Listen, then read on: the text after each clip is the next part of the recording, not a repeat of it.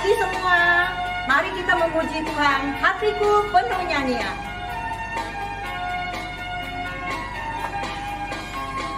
Hatiku penuh nyanyian, hatiku penuh nyanyian, hatiku bernyanyi untuk Raja segala raja. Hatiku penuh nyanyian, hatiku penuh nyanyian, hatiku bernyanyi untuk Raja segala raja. Sembahlah dan pujilah Dia, sembahlah dan pujilah Dia, sembahlah dan pujilah Dia, Raja segala raja. Raja, Dialah Tuhan, Tuhan, namanya Yesus, Yesus, Yesus, Yesus. Oh, Dialah Raja.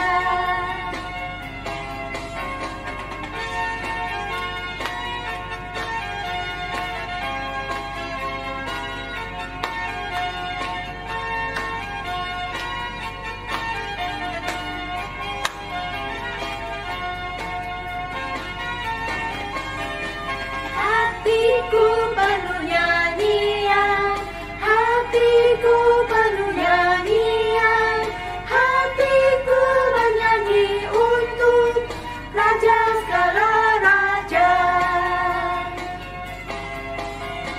Sembahlah dan pujilah Dia, sembahlah dan pujilah Dia, sembahlah dan pujilah Dia, Raja segala raja. Dialah Raja, hei Raja, Dialah Tuhan, Tuhan, namanya Yesus. Siapa? Yesus, Yesus.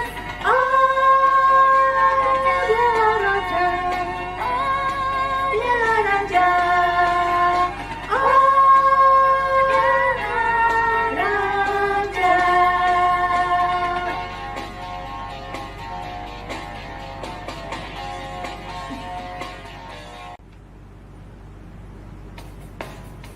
Mari adik-adik, kita mau lanjutkan pujian kita.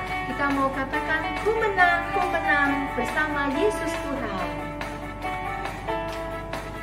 Ku menang bersama Yesus Tuhan. Ku menang di dalam peperangan. Ku menang atas segala setan. Haleluya, haleluya, ku menang. Haleluya, Dia bangkit. Haleluya, Dia hidup. Haleluya, Dia naik. Roh Kudus turun. Ku menang bersama Yesus Tuhan. Ku menang di dalam peperangan. Ku menang atas segala setan. Haleluya, haleluya, ku menang. Haleluya, Dia bangkit. Haleluya, Dia hidup. Haleluya, Dia naik. Roh Kudus turun. Roh Kudus turun. Roh Kudus turun. Yeay!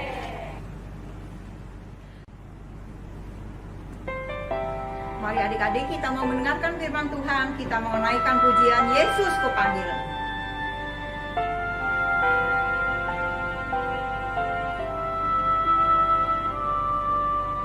Yesus ku panggil, Yesus ku undang, masuk dalam hatiku. Yesus ku panggil, Yesus ku undang, masuk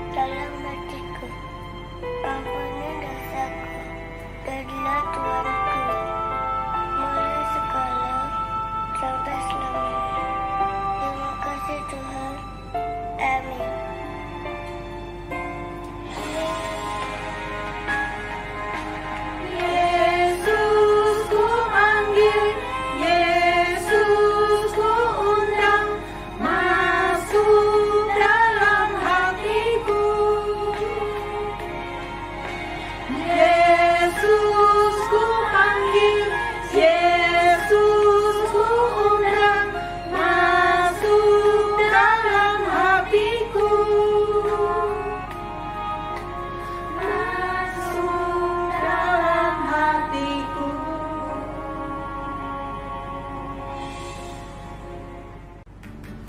Mari adik-adik kita mau mendengarkan firman Tuhan, kita mau berdoa. Tuhan Yesus, terima kasih untuk kesempatan hari ini. Kami sudah memuji Engkau, biarlah puji-pujian kami berkenan ke hadapan-Mu ya Tuhan. Sebentar kami akan mendengarkan firman-Mu. Engkau mau tolong agar kami boleh menyiapkan hati kami, telinga kami untuk firman-Mu ya Tuhan.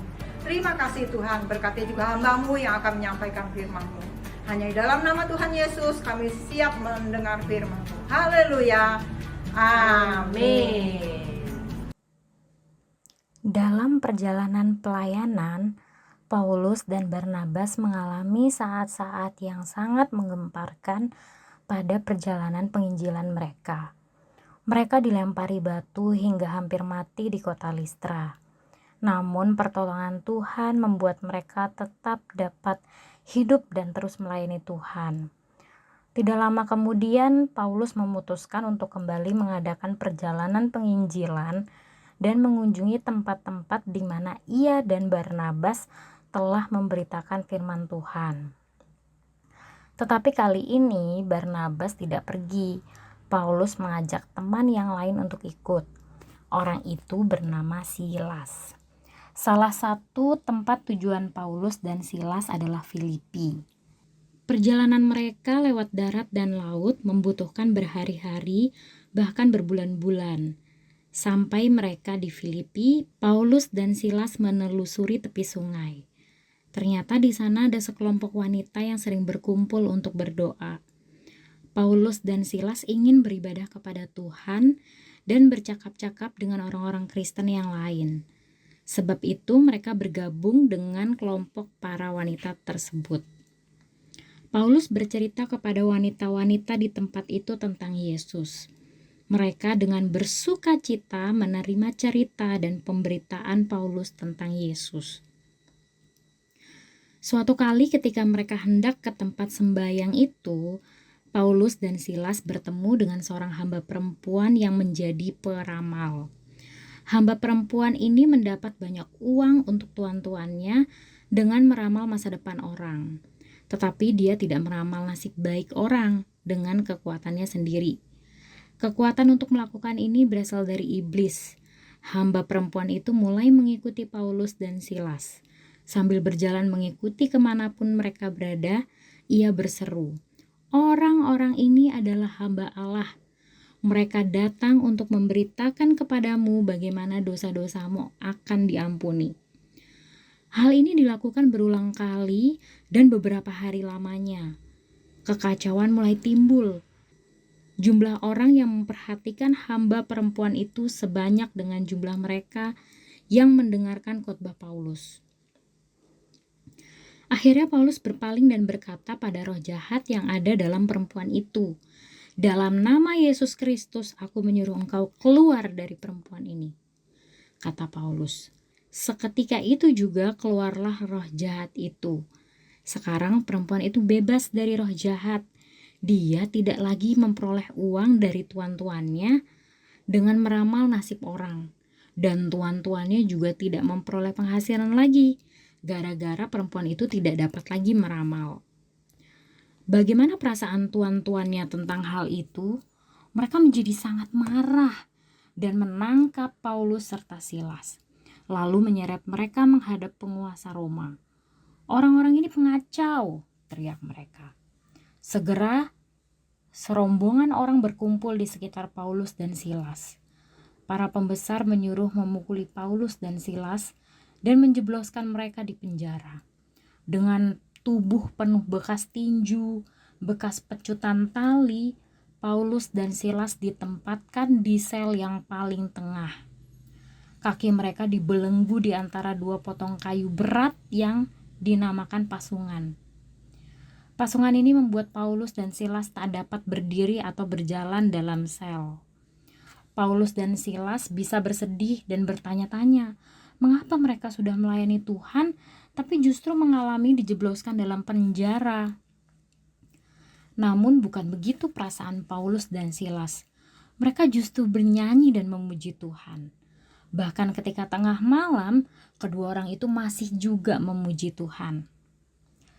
Di tengah puji-pujian dan penyembahan yang Paulus dan Silas naikkan dengan segenap hati, tiba-tiba sesuatu yang sangat aneh terjadi. Bumi bergetar makin lama makin keras. Besi dan tembok serta rantai-rantai yang mengikat para tahanan berderak-derak, berdenting, bertabrakan satu dengan yang lain. Dan luar biasa, rantai-rantai terbuka. Ya, semuanya terbuka adik-adik. Bahkan pintu penjara pun terbuka. Prang-prang. Bergantian ramai sekali. Semua tahanan gemetar. Mereka bengong. Bukannya lari keluar menyelamatkan diri. Keributan dan kegaduhan gempa bumi itu membangunkan kepala penjara dari tidurnya. Dengan bergegas ia menuju ke penjara. Dan terlambat, pikirnya. Semua pintu penjara telah terbuka. Pasti semua tahanan sudah pada kabur. Keyakinannya bahwa semua orang di tahanan itu telah melarikan diri membuatnya menjadi takut. Dia tahu bahwa ia akan dihukum berat dan kehilangan pekerjaannya jika orang-orang tahanan itu melarikan diri. Dalam kekalutannya, kepala penjara itu mencabut dan menghunus pedangnya hendak bunuh diri adik-adik. Tepat saat itu sebelum ia dapat melukai dirinya, Paulus berseru dengan suara nyaring katanya, "Jangan celakakan dirimu, sebab kami semua masih ada di sini." Kepala penjara itu segera lari menuju Paulus dan Silas. Benar, ternyata semua tahanan tidak kemana-mana. Heran dan gemetar, kepala penjara itu tersungkur di bawah kaki Paulus dan Silas sambil bertanya, "Tuan-tuan, apa yang harus kami lakukan agar kami selamat?" Paulus dan Silas menjawab, "Percayalah kepada Tuhan Yesus, maka engkau dan seisi rumahmu akan selamat. Sebab di bawah kolong langit ini tidak ada nama lain yang diberikan oleh manusia yang olehnya kita beroleh selamat." Malam itu juga ia dan seluruh keluarganya meminta Yesus menjadi juru selamat mereka. Lalu kepala penjara itu membawa Paulus dan Silas ke rumahnya, mengobati luka-lukanya dan membaptis mereka. Dan hari berikutnya, pembesar-pembesar kota membebaskan Paulus dan Silas. Betapa senangnya mereka bahwa Tuhan sudah menolong mereka. Sungguh ada kuasa dalam memuji Tuhan. Mari kita berdoa adik-adik. Terima kasih Tuhan untuk firman-Mu hari ini. Kami hari ini diingatkan oleh Paulus dan Silas untuk terus memuji Tuhan dalam kondisi apapun. Kami mau terus meninggikan Tuhan. Ajar kami Tuhan dalam kesedihan kami supaya kami tetap punya kemampuan untuk memuji Tuhan. Terima kasih Tuhan, di dalam nama Tuhan Yesus kami berdoa. Amin. Nah, ayat hafalan kita hari ini dari Mazmur 34 ayat 2. Aku hendak memuji Tuhan pada segala waktu. Puji-pujian kepadanya tetap di dalam mulutku. Amin, puji Tuhan. Kita ketemu lagi minggu depan ya adik-adik di ibadah sekolah minggu. Tuhan Yesus memberkati.